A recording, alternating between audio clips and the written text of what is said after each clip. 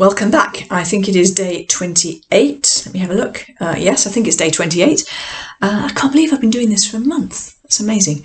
We're on Isaiah, and I'm going to pick up at Isaiah 7. I'm going to try and give you a tour of some of his highlights in the remainder of the book, and then make one or two more general comments about Isaiah, particularly with regard to how he's used in the New Testament. Isaiah 7, I don't think I mentioned yesterday that most of the prophetic writing is in poetry. Oracles tend to be delivered in poetry, but occasionally we get an inbreaking of some prose, and particularly when we get a bit of biographical information or historical information being given to us. And in Isaiah 7, we get some prose. So let me tell you the story of Isaiah 7 briefly. You will almost certainly know an important part of it. So the king of Judah, called Ahaz, is feeling threatened by the king of Israel, who is at the moment, the relations between Israel and Judah were mixed, and it depended, it varied from time to time. And at this point, Israel is a military threat. And Israel has allied itself with Aram, also known as Syria. And so these two relatively small local nations are threatening Judah. And the king of Judah, Ahaz, is feeling quite intimidated by that. And he is contemplating making a treaty with Assyria, that great superpower we've been talking about, to protect himself. And God sends Isaiah, and Isaiah's message in chapter 7 is this. Don't fret yourself about this local difficulty with the king of Israel and the king of Aram. They're just like little burning brands that will soon burn themselves out. Trust me, says God, trust me, and I will deliver you. And in fact, ask me for a sign, and I will give you a sign to show you that I will deliver you. And Ahaz has already made up his mind that he wants to go to Assyria. So this is an unwelcome word. He doesn't want to trust God. He wants to put his trust in this great superpower. And so he says very piously, I wouldn't dream of asking God for a sign. That'd be a terrible thing to do. And Isaiah, as God instructs him, says, well, God's going to give you a sign anyway. And this is the sign. A woman will conceive and will give birth to a child and will call him Emmanuel. Now, of course, we know this. If we're Christians and we've been around church for a while, we've read the Gospels, we know that this is language that is applied to Jesus. But this is not what Isaiah is talking about in the first instance, because Jesus appearing several hundred years later cannot be assigned to Ahaz, because he will never see it happen. So I think, this is what I think, and what I've said so far, I'm very confident about. What I'm about to say is just a kind of bit of a hypothesis. But this is my idea, that Ahaz is walking back to his palace a little bit, a year or two later, and he sees one of his wife's maidservants or something, and he says, oh, you've had the baby, I see, let me have a look. Oh, isn't he cute? What did you call him? And she bobs a curtsy, and she says, oh, I called him Emmanuel, sir, which means God with us, by the way. I called him Emmanuel. And at that point he goes, oh, that was that sign. That was that sign that Isaiah said. And by now, he has already seen that his actions in going to Assyria were extremely foolish. And I think that is kind of how that functions, because, incidentally, Assyria is not going to prove a faithful friend. He's going to make an alliance with Assyria, and then Assyria is going to kind of turn its attention in his direction. It's going to then conquer the northern nation and come down and harass, actually conquer quite a bit of the southern kingdom before it retreats again in his, son, grandson's time. So it's a very bad move, and by the time perhaps that he sees this baby, maybe he knows it was a bad move. Now, why did the gospel writers pick up on this? Because the birth of this baby was a sign to Ahaz that God would save his people. And so when the gospel writers are thinking, what is going on with this baby, this Jesus that has arrived, and we're trying to explain what was going on and what was happening, they think, oh yeah, there was a story a bit like that before, wasn't there? Back in Isaiah's time. And this baby is the sign that God will definitively save his people. And so I think they're picking up on the echoes of that story. And that's why we get this language twice, if that makes sense.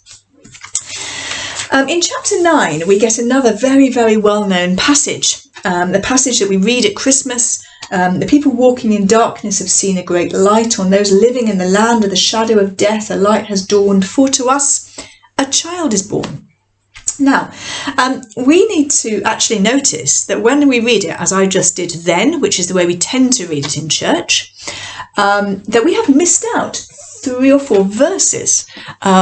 So the people are rejoicing for several reasons. And the birth of the child is the culmination of those reasons, but is the means by which the other things are going to happen. But we mustn't miss those other things out.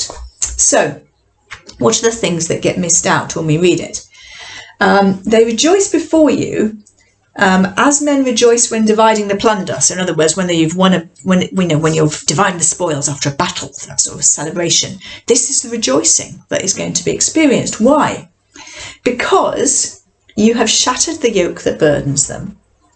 Because every warrior's boot used in battle and every garment rolled in blood will be destined for burning, and because a child is born. So, picking up on imagery from the Exodus, from coming out of slavery in Egypt, the yoke of their burden has been broken. Number 2, because every piece of war equipment will be dismantled.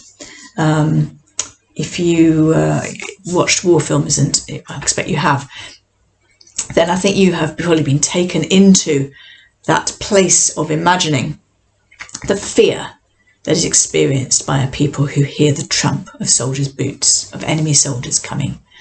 And that image is being picked up here. And the interesting thing is that it's not just the boots of your enemies and their bloody cloaks that are going to be burned. It's every warrior's boot and every bloody cloak. In other words, the peace that is coming is not simply going to be an inversion where the previously oppressed become the oppressors, but this is a global dismantling of the war machine. And this is foretold by Isaiah and yearned for and longed for by Isaiah.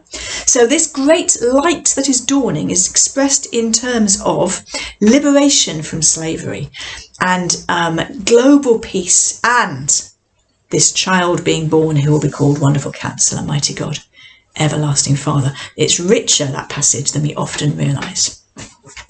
Keeping moving, otherwise I won't get through this. Chapter 11. A shoot will come up from the stump of Jesse. From his roots, a branch will bear fruit. So if Jesse is the father of David, then what we're talking about here is the Davidic kingship. Now, remember the promise that the Davidic kingship would never fail. And yet in Isaiah's day, the Davidic kingship, although it still exists, is very, very flawed. And it is going to fail. It is going to come to an end in human terms when they get carted off into exile. Here's Isaiah's promise that have you ever seen a tree that's been cut down, but it doesn't want to die, the roots haven't died, and these little shoots come up at the side of the stump? That's the image here. A shoot will come up from the stump. So this Davidic line will be severed, but it won't die because this shoot will come up. What will this shoot be like? This new Davidic king? The Spirit of the Lord will rest on him, the spirit of wisdom and understanding, of counsel and power, of knowledge and the fear of the Lord. He will judge, verse 4, with righteousness. He will judge the needy with righteousness and justice. This is the promise. This is what the true Davidic king will be like. Oh, and a little bit later on in that chapter, 6 to 9, we get this again, this eschatological vision. We spoke about the word, spoke about the language yesterday, meaning this glorious end times vision. The wolf will lie with the lamb, the leopard will lie down with the goat, the calf and the lion, the yearling together, and a little child will lead them. He goes on a little longer than that. It's beautiful. This vision of universal peace, of global peace, not simply between nations, which we had in chapter 9, but here this idea of kind of ecological harmony as well. This is a true eschatological vision. Chapters 13 to 37, I'm going to skip over fairly quickly. They're mostly oracles delivered against other nations: Philistia, Moab, Damascus, which is the capital of Aram, Cush, Egypt, and Tyre. But there is a really glorious moment, a really not very well known glorious moment in this book, in this chapter. Chapter 19, Isaiah 19. This is about Egypt. Now remember, Egypt was the nation that kept the people enslaved for 400 years, and they become kind of archetypal bad guys. And then we get this really extraordinary moment in Isaiah 19. Listen to this. I'm reading from verse 18. In that day, and that language of "in that day" is speaking about the day of the Lord, which is viewed as a decisive moment, a moment when God will act, decisively in history. Sometimes it's referring to the moment of exile, a sort of moment of judgment. Sometimes it's referring to the coming of Jesus, I think, or Pentecost. Sometimes it's referring to the end of times that we haven't yet reached. So it's a slightly vague language, but it means some decisive day of God's action in the future. Right, chapter 19, verse 18. In that day, 5 cities in Egypt will speak the language of Canaan and swear allegiance to the Lord Almighty. 5 cities in Egypt will swear allegiance to the Lord Almighty. Now that is surprising. Okay, but read on, verse 19. In that day, there will be an altar to the Lord in the heart of Egypt. It will be a sign and witness to the Lord Almighty in the land of Egypt. When they cry out to the Lord because of their oppressors, he will send them a saviour. Well, that sounds remarkably like the story of the Exodus, but now it's being applied to Egypt, to the archetypal bad guys. And then going on, just checking my verse 23, in that day, there will be a highway from Egypt to Assyria. So we've got the old bad guys. Excuse me. We've got the old bad guys, Egypt, and the new bad guys, the Assyrians, both grouped together here. In that day, there will be a highway from Egypt to Assyria. The Assyrians will go to Egypt and the Egyptians to Assyria. They will worship together. In that day, Israel will be the third, along with Egypt and Assyria. A blessing on the earth. The Lord Almighty will bless them, saying, "Blessed be Egypt, my people, Assyria, my handiwork, and Israel, my inheritance." I spoke yesterday briefly, I think, about this glorious idea that Isaiah has of the nation of Israel, the people of God, being a blessing for the whole world and being a means by which people in the whole world come to know God himself. And here we get this hidden gem, because I don't think many people know this, this hidden gem which gives us this glorious foretaste of these oppressive nations, which surely represent all oppressors everywhere. They too will find themselves drawn to worship God. A wonderful, wonderful moment. Now, in chapters 36 to 39, we get another bit of narrative. Kind of semi-narrative anyway. And this is an overlap with a story from Kings, where Sennacherib, the king of Assyria, he's conquered the northern nation. He's taken many smaller cities in Judah. He's besieging Jerusalem. The Rabshakeh, do you remember, his kind of general comes and threatens the besieged people of Jerusalem. I think I talked to you about that. Maybe I didn't. It's a good story, actually, chapter 36. And Hezekiah, who is king at that time, takes the Rabshakeh's letter, this threatening letter from the king of Assyria, and he spreads it out before God in the temple in prayer. And eventually the siege, God lifts the siege, and the Assyrians go home, and Jerusalem is delivered. I did speak about this because I talked about the Taylor Prism in the British Museum. And then we get the story of Hezekiah becoming deathly sick, and God extending his years miraculously. And then we get the story of Hezekiah in his pride, showing the envoys from Babylon around all the wealth of his kingdom, which was a very foolish thing to do, because Babylon then went back home and they said, do you know what? They've got lots of nice stuff there. You might want to bear that in mind when you're conquering places. And that's, of course, what happens. Now, I'm just looking at how much I got to cover and whether I should split this into a third day. Bear with me a minute.